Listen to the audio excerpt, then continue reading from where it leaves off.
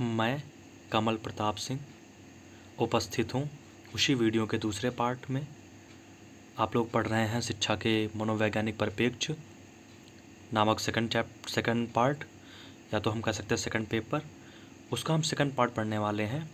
तो जैसा कि हमने पिछले वीडियो में पढ़ा, आपने पिछले वीडियो में मुझे बेहद प्यार दिया, वीडियो को शेयर किया, लाइक किया और वीडियो को ज़्यादा से ज़्यादा मोनेटाइज करने की कोशिश की। तो हम अब अगले पार्ट पे स्टार्ट होते हैं, अगले पार्ट को स्टार्ट करते हैं। तो हम पढ़ेंगे अधिगम का स्थानांतरण, अवधारणा, प्रकार, सिद्धांत एवं अधिगम, स्थानांतरण एवं शिक्षक का योगदान। तो सबसे पहले अधिगम स्थानांतरण के बारे में जानते हैं। मतलब इसका सिंपली मीन होता है, अगर आपके अंदर किसी चीज़ की नॉलेज है या किसी चीज़ का ज्ञान है तो कुछ चीज़ें ऐसी होती हैं जो दूसरी चीज़ों में भी ज्ञान दे देती हैं। जैसे कि अगर आप साइकिल चलाना जान रहे हैं तो कुछ बहुत आपका ज्ञान उसमें मोटरसाइकिल चलाने में हो जाएगा, और फिर कुछ चीज़ों में नहीं भी होता है। जैसे कि क्या आप अगर इंग्लिश टाइपिंग जानते हैं तो इंग्लिश टाइपिंग के साथ आप हिंदी टाइपिंग नहीं कर सकते, बेहद परेशानी होगी आपको। उसी के साथ हम जानेंगे कि अगर आप क्रिकेट खेलते हैं तो एक अच्छा क्रिकेटर एक अच्छा फुटबॉलर भी होता है, और फिर विभिन्न खेलों में वो अच्छा प्रदर्शन कर सकता है। तो हम जानेंगे अधिगम का स्थानांतरण क्या होता है। एक विषय का ज्ञान दूसरे विषय को सिखाने में सहायता करता है। इसके प्रकार कितने होते हैं उसके बारे में हम पढ़ेंगे। तो सबसे पहले सकारात्मक स्थानांतरण होता है। सकारात्मक स्थानांतरण का तात्पर्य उस अवस्था से है जो ज्ञान, अनुभव और प्रशिक्षण को नवीन क्रिया करने में सहायता प्रदान करता है। मतलब वही कि आप अगर फुटबॉल खेलना जानते हैं तो आप कहीं ना कहीं अच्छा क्रिकेट भी खेल लेंगे। फिर नकारात्मक स्थानांतरण होता है जब पहले सीखा हुआ ज्ञान या अनुभव दूसरे सीखे हुए ज्ञान अनुभव में मदद नहीं करता। जैसे कि अगर आप हिंदी टाइपिंग जानते हैं तो इंग्लिश टाइपिंग में आपको बेहद परेशानी होगी। फिर हम शिक्षण का एकपक्षीय स्थानांतरण जानते हैं। तो बाय द वे, आप अगर बाएं हाथ से कार्य करते हैं और आपका एक हाथ खराब हो गया तो आप दाएं हाथ से कार्य कर सकते हैं। फिर शिक्षण का द्विपक्षीय स्थानांतरण की बात करेंगे। अधिकतर व्यक्ति दाएं हाथ को कार्य करते हैं और फिर धीरे धीरे वो बाएं हाथ पर भी कार्य करने लगते हैं। मतलब एक साथ दोनों हाथों से कार्य भी कर सकते हैं। जैसे कि आपने 3 इडियट मूवी में देखा ही था कि वारस कैसे दोनों हाथों से लिखता था। तो उस तरीके से हम समझ सकते हैं द्विपक्षीय स्थानांतरण क्या होता है। उसके बाद फिर शिक्षक का लंबात्मक स्थानांतरण, मतलब पूर्व में सीखा गया ज्ञान आपका भविष्य में उपयोगी सिद्ध होगा, उसे लंबात्मक स्थानांतरण कहते हैं। उसके बाद फिर शिक्षण का क्षैतिज स्थानांतरण के बारे में बात करेंगे। तो मतलब आपका कोई भी अगर आप एक विषय में अध्ययन करते हैं तो अन्य विषय में वो आपको मदद करेगा। फिर उसके बाद हम अधिगम स्थानांतरण को प्रभावित करने वाले कारकों की विवेचना करेंगे। तो सबसे पहले अधिगम स्थानांतरण को प्रभावित करने वाले कारकों के बारे में जानेंगे क्या क्या होते हैं। सामान्यीकरण, ज्ञान का अनुप्रयोग, चिंतन, सहसंबंध, शिक्षण विधियाँ, मानसिक योग्यता, व्यक्तिगत भिन्नताएं और अंतरण का प्रशिक्षण। मतलब इतनी चीज़ें हमारे अधिगम स्थानांतरण को प्रभावित करती हैं। उसके बाद फिर अधिगम के विभिन्न सिद्धांतों के बारे में जानेंगे। स्थानांतरण तत्व का सिद्धांत, सामान्यीकरण का सिद्धांत और मानसिक शक्ति सिद्धांत एवं औपचारिक व मानसिक अवधारणा, सामान्यीकरण के अनेक प्रकार तथा स्थानांतरण। फिर हम बुद्धि अवधारणा, उसकी अर्थ और प्रगति को जानेंगे। बुद्धि क्या होती है? तो बुद्धि का मतलब यही होता है हम तार्किक चिंतन जो करते हैं, तो हम जो तर्क करने में जो एक आयाम कार्य करता है उसे ही बुद्धि कहते हैं। तो बुद्धि की हम कुछ परिभाषाओं के बारे में जानेंगे। वुडवर्ड जी ने कहा था बुद्धि कार्य करने की एक विधि है। कार्लटन जी ने कहा था बुद्धि विभेद एक चयन करने की शक्ति है। एबिंगम जी ने कहा था बुद्धि विभिन्न भागों को मिलने वाली शक्ति है। फिर बुद्धि के जो 3 बातों का होना आवश्यक होता है उसके बारे में जानेंगे। तर्क, सूक्ष्म चिंतन, पर्यावरण के साथ समायोजन। और फिर हम बुद्धि की प्रकृति एवं स्वरूप के बारे में जानेंगे। सीखने की योग्यता होती है, समस्या समाधान की योग्यता होती है, अमूर्त चिंतन की योग्यता होती है, पर्यावरण सामंजस्य स्थापित करने की योग्यता होती है। और उसके बाद फिर बुद्धि की विशेषताएं जानेंगे। बुद्धि एक जन्मजात योग्यता है। बुद्धि योग्यताओं का एकीकरण है, लक्ष्य प्राप्ति में सहायक होती है, समायोजन में सहायक होती है, अमूर्त चिंतन की योग्यता होती है, सामाजिक मूल्यों का अनुसरण करने में सहायक होती है, सृजन योग्यता होती है। तो आशा करते हैं आपको वीडियो पसंद आ रहा होगा। तो आप वीडियो पे एक प्यारा सा कमेंट करेंगे और उसके बाद एक हो सके तो लाइक कर दीजिए वीडियो को, और शेयर भी कर सकते हैं, और चैनल को सब्सक्राइब ज़रूर कर लीजिए ताकि आपको आने वाली नई वीडियो की जानकारी मिले। फिर हम बात करेंगे कि आवाचिक व्यक्तिक बुद्धि परीक्षण के बारे में जानना। तो इसकी जो अनेक प्रकार होते हैं। चित्रपूर्ति परीक्षण, चित्रांकन परीक्षा, भूल भुलैया परीक्षण, आकृति फलिक परीक्षण, भातीय क्रियात्मक बुद्धि परीक्षण। फिर हम बात करेंगे वाचिक, हमने अवाचिक पढ़ा था, वाचिक के बारे में पढ़ेंगे। वाचिक में आर्मी अल्फा परीक्षण होता है, सेना सामान्य वर्गीकरण परीक्षण होता है, प्रयोग मेहता का सामान्य सामूहिक बुद्धि परीक्षण होता है, उसके जलोटा का साधारण मानसिक योग्यता परीक्षण होता है, उसमें शब्द भंडार मापन संख्या श्रृंखला श्रेष्ठ उत्तर अनुमान शब्द भंडार विपरीत वर्गीकरण सादृश्य आदि चीज़ें होती हैं। फिर हम आते हैं अपने नेक्स्ट चैप्टर में, जिसमें स्पेयरमैन ने द्विखंडी सिद्धांत, थर्शनेट का समूह कारक सिद्धांत, गिलफोर्ड का सिद्धांत आता है। तो बुद्धि के सिद्धांत जो होते हैं उनके बारे में हम जानेंगे। तो उसमें सबसे पहले एक कारक सिद्धांत, फिर द्विकारक सिद्धांत, त्रिकारक सिद्धांत, बहुकारक सिद्धांत, समूह कारक सिद्धांत, पदानुक्रमित सिद्धांत, त्रिआयाम सिद्धांत, फिर बुद्धि आ और बुद्धि खा का सिद्धांत, फिर फ्लूइड तथा क्रिस्टलाइट सिद्धांत।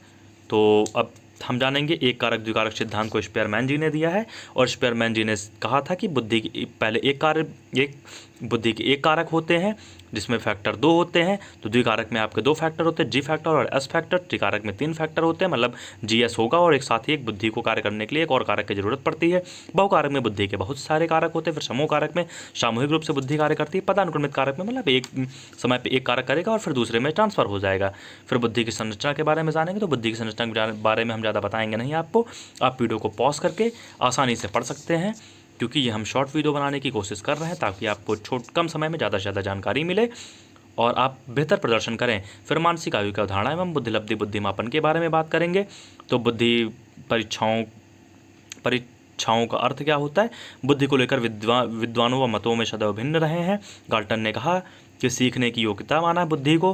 फिर बुद्धि परीक्षण में व्यक्तिगत बुद्धि परीक्षण, सामूहिक बुद्धि परीक्षण के बारे में हम जानेंगे। तो व्यक्तिगत क्या होता है, मतलब एक ही लोगों का परीक्षण करना। उसके बाद फिर बुद्धि परीक्षण की उपयोगिता, छात्रों में चयन सहायक, विशिष्ट योग्यता का माप में सहायता, बालकों में की क्षमता के अनुसार कार्य करने में सहायता, शिक्षकों के कार्य की जांच, मानसिक अवस्था का निदान, और फिर छात्रवृत्ति देने में निर्णय सहायता। मतलब इसी तरीके से हम काफ़ी चीज़ों द्वारा बुद्धि का परीक्षण कर सकते हैं। उसके बाद फिर हम कोशिश यही करेंगे कि हर पन्ने में थोड़ा सा टाइम देंगे। अगर आपको डीपली पढ़ना है, आपके पास टाइम है, तो आप डीपली पढ़ सकते हैं, नहीं तो आप शॉर्ट में भी पढ़ेंगे तो बेहतर नंबर पाएंगे। फिर व्यक्तिगत परीक्षा और सामूहिक परीक्षा में अंतर जानेंगे। यह परीक्षा केवल अनुभवी या प्रशिक्षित व्यक्ति ले सकता है, व्यक्तिगत परीक्षा हो गई। और सामूहिक परीक्षा में कोई भी व्यक्ति अपनी योग्यता का परीक्षण दे सकता है।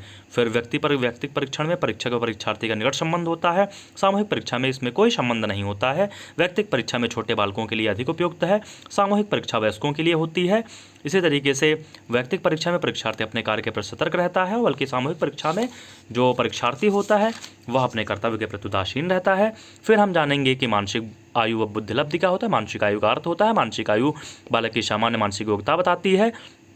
तो सबसे पहले बुद्धि का अर्थ स्टर्न जी ने 1912 में दिया था, और फिर कार्ल ब्रूस ने कहा कि बुद्धिलब्धि यह बताती है कि बालक की मानसिक योग्यता किस गति से विकास हो रहा है। बुद्धिलब्धि निकालने का फार्मूला जो होता है, जिसे IQ भी बोलते हैं, बुद्धिलब्धि बराबर मानसिक आयु बटे जीवन की वास्तविक आयु गुणे 100। उसके बाद फिर बुद्धि परीक्षण की उपयोगिता के बारे में जानेंगे। बालक की विशिष्ट योग्यता का ज्ञान, बालक की भावी सफलताओं का ज्ञान, बालक की व्यावसायिक योग्यता का ज्ञान, सर्वोत्तम बालक का चुनाव। फिर बुद्धिलब्धि परीक्षण के बारे में जानेंगे। तो 140 से अधिक अगर बुद्धि प्रतिभाशाली बालक, 120 से 140 अतिश्रेष्ठ बालक, 110 से 120 श्रेष्ठ बालक, और फिर 90 से 110 सामान्य बालक। सामान्य बालक के बारे में मतलब हम अच्छे से पढ़ेंगे, क्योंकि सामान्य बालक आपके सभी बालक होते हैं, मोस्टली ज़्यादातर बालक होते हैं, सभी नहीं कह सकते, मोस्टली बालक होते हैं। फिर 80 से 90 मंद बुद्धि, 70 से 80 छेड़ बुद्धि, 70 से कम निश्चित छेड़ बुद्धि बालक, 50 से 70 अल्प बुद्धि बालक, 20 से 25 50 से कम महामूर्ख बुद्धि, 20 से 25 से कम महामूर्ख होते हैं। और फिर हम आगे बढ़ेंगे तो मूर्ख और महामूर्ख में थोड़ा सा ही अंतर होता है। उसके बाद फिर गिलफोर्ड ने अपना SI मॉडल दिया, जिसमें संचालन, उत्पाद और विषय वस्तु को विशेष महत्व दिया। फिर थर्नडाइक के अनुसार बुद्धि के प्रकार 2 होते हैं, अमूर्त और सामाजिक बुद्धि। फिर हम आगे बढ़ेंगे, सृजनशीलता, अवधारणा प्रकट और सृजनात्मकता को बारे में पढ़ेंगे। तो सृजनात्मकता का कारक होता है कि किसी चीज़ में क्रिएटिविटी होना। रोड्स ने कहा था सृजनात्मकता के अंतर्गत 4 तत्व प्रकृति, व्यक्ति, प्रक्रिया, मापन, वातावरण आता है। और सृजनात्मकता में नवीन मौलिक विचार निहित होते हैं, यही कार्य सृजनात्मकता होता है और उपयोगी सिद्ध होता है। सृजनात्मकता में नूतन साहचर्य का अनोखा प्रतिबोध होता है। सृजनात्मकता का स्वरूप विविधता, जटिल विशेषताएं, बुद्धि से भिन्न, क्रमिक उदय, प्रारंभ से ही उदय, क्रम विवरण और विकासशील होता है। उसके बाद फिर हम आगे पढ़ेंगे, विकास का भिन्न स्वरूप मापनीय, विभिन्न पक्षों से संबंधित होता है। देन हम जानेंगे क्रिएटिविटी मतलब होता है बालक अपने आप में क्रिएटिव होना, मतलब नवीन चीज़ों को अच्छे से प्रयोग कर पाना, नवीन जानकारियाँ एकत्रित करना। और सृजनात्मकता और बुद्धि में अंतर जानेंगे। सृजनात्मकता गुण तथा तभी सार्थक समझा जाता है जब वह गुण समाज से स्फुटित हो। बुद्धि मतलब होता है विशेष गुण के रूप में पाई जाती सृजनात्मकता पर वातावरण अधिगम और अभिवृद्धि का प्रभाव पड़ता है, बल्कि बुद्धि पर वातावरण अधिगम और अभिवृद्धि का प्रभाव नहीं पड़ता।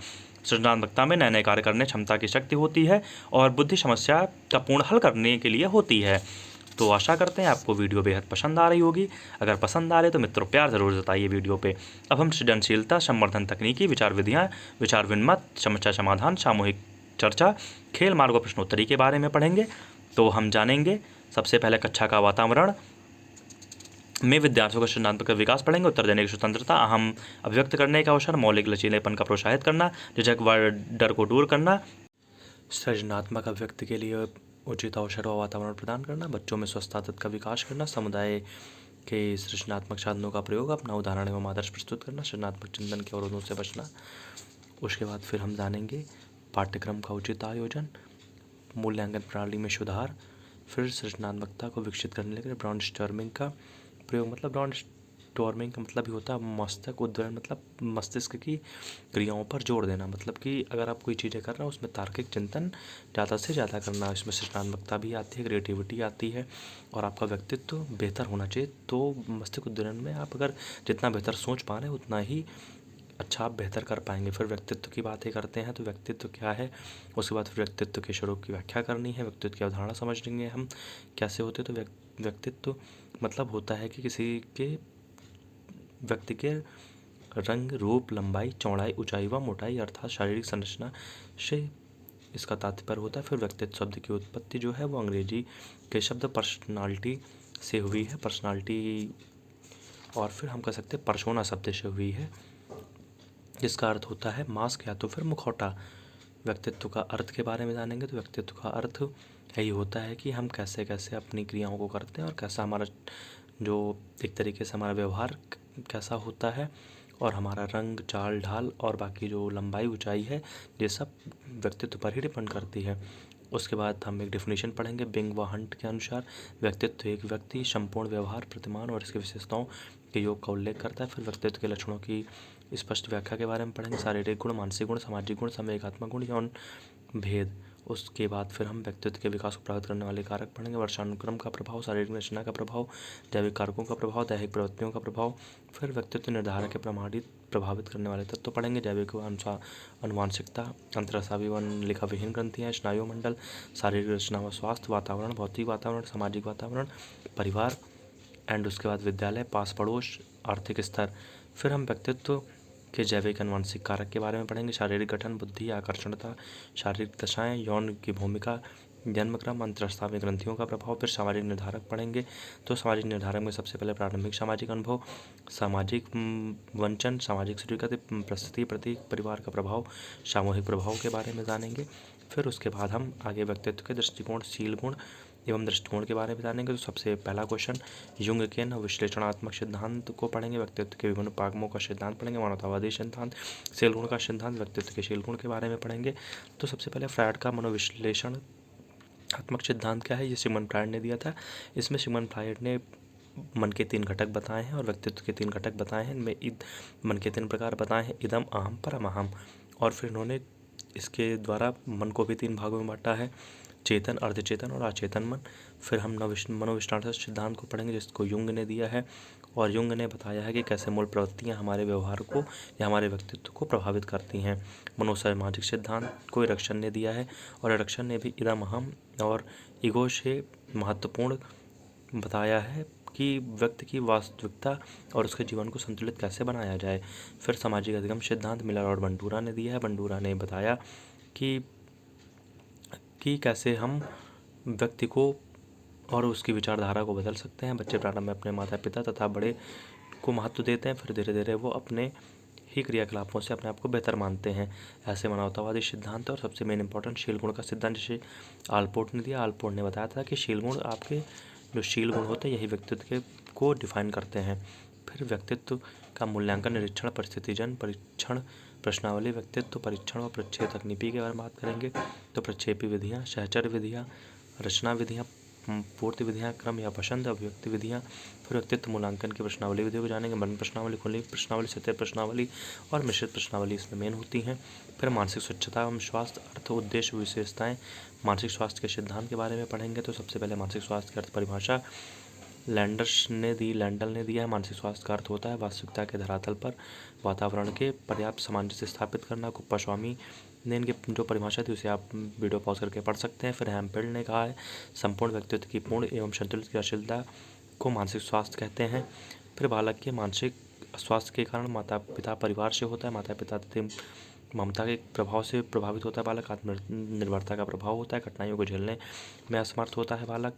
उसके बाद माता पिता की घृणा का भाव होता है, बदला लेने की भावना, प्रेम प्राप्त करने की इच्छा। इसी तरीके से फिर आगे हम बढ़ेंगे और आगे चैप्टर की ओर बढ़ेंगे। उसके बाद फिर हम देखेंगे अगला क्वेश्चन मानसिक स्वास्थ्य के बारे में आपको बताना है। तो मानसिक स्वास्थ्य के विकास में अभाव की भूमिका, विकास की उत्तम दशाएं, परिवार का वातावरण, माता पिता का व्यवहार होता है। इसमें आनुवंशिकता भी आ जाएगा। उसके बाद फिर हम मानसिक स्वास्थ्य के उपायों पर प्रकाश डालेंगे। तो मानसिक स्वास्थ्य के उपाय में सबसे पहले परिवार का वातावरण, परिवार के कर्तव्य, शिक्षक व विद्यालय के कर्तव्य, शिक्षक निर्देशन, शिक्षा का व्यवहार, पाठशाला एवं सामग्रियों का आयोजन, अनुशासन, उपयुक्त पाठ्यक्रम, धार्मिक और नैतिक शिक्षा, संतुलित गृह कार्य, समाज के प्रति कर्तव्य होते हैं। फिर हम मानसिक स्वास्थ्य को प्रभावित करने वाले कारक जानेंगे। शारीरिक कारक, वंशानुक्रमणीय कारक, पारिवारिक कारण, विद्यालयी कारक, सामाजिक कारक के बारे में जानेंगे। एंड उसके बाद फिर हम जीवन की परिस्थितियाँ, आर्थिक कारक, संवेगात्मक कारक, सांस्कृतिक कारक, भौगोलिक कारक के बारे में जानेंगे। फिर हम सुरक्षात्मक अवधारणा के बारे में पढ़ेंगे। तो सुरक्षात्मक अवधारणा के प्रकार परिवार होता है, विद्यालय होता है, समाज होता है। फिर हमारी ये बुक खत्म हो जाती है और ये रहा आपका 2023 का पेपर। इसमें आपके टोटल 10 प्रश्न आते हैं, आप किन्हीं 5 को करना होता है और ये प्रत्येक 16 नंबर के होते हैं और 16 नंबर में आपको लॉन्ग टाइप के आंसर ही होते हैं और बेहतर तरीके से लिखना होता है। एक क्वेश्चन लगभग 2 से 3 पन्ने में आप लिखिए बेहतर तरीके से और कोशिश करिएगा जो क्वेश्चन आपको बहुत बेहतर तरीके से आता है उसी को चूज़ करिए और उसको चूज़ करने के बाद उसको ही अच्छे ढंग से लिखिए। जैसे कि आप शिक्षा मनोविज्ञान वाला क्वेश्चन कर सकते हैं, फिर अधिगम को कर सकते हैं और फिर वृद्धि विकास वाला क्वेश्चन बिल्कुल चूज़ कर सकते हैं। पावलोव की शास्त्रीय अनुबंधन सिद्धांत वाला कर सकते हैं। तो आपके ये कितने 3 1 4 क्वेश्चन हो गया। उसके बाद एक क्वेश्चन अधिगम का स्थानांतरण कर लीजिए या तो फिर व्यक्तित्व की परिभाषा कर दीजिए। 5 क्वेश्चन आपके हो गए। तो पहला पेपर ये रहा 2023 का और मैं आपको एक पेपर और दिखा देता हूँ। तो इन दोनों पेपर को आप अच्छे से देख लीजिए। उसके बाद फिर आप अपने अकॉर्डिंग अपनी तैयारी को बेहतर बनाइए। देखिए फिर मनोवैज्ञानिक वाला क्वेश्चन आपका एक आ ही गया है और फिर ये बुद्धि का एक क्वेश्चन फिर दोबारा मिल गया। बुद्धि का द्विखंड सिद्धांत आप कर सकते हैं। अधिगम का स्थानांतरण दोबारा मिल गया। उसके बाद फिर ब्रूनर का अधिगम सिद्धांत इजी क्वेश्चन है। सृजनात्मकता वाला क्वेश्चन इजी है। 5 क्वेश्चन ये हो गया, आप इजीली कर सकते हैं। तो ये 5 क्वेश्चन आप इजीली कर सकते हैं। उसके बाद फिर आपने पूरी बुक पढ़ ही ली है। फिर मिलेंगे हम अगले तीसरे पेपर के साथ। तो उसके साथ ही मैं कहना चाहूँगा साथियों, मैं अगर मेरी मेहनत आपको पसंद आ रही है तो चैनल को लाइक कीजिए और एक प्यारा सा कमेंट कीजिए, अपने मित्रों को शेयर कीजिए ताकि उन्हें भी मदद मिल सके और अगर हो सके तो एक प्यारा सा कमेंट भी करिए। धन्यवाद।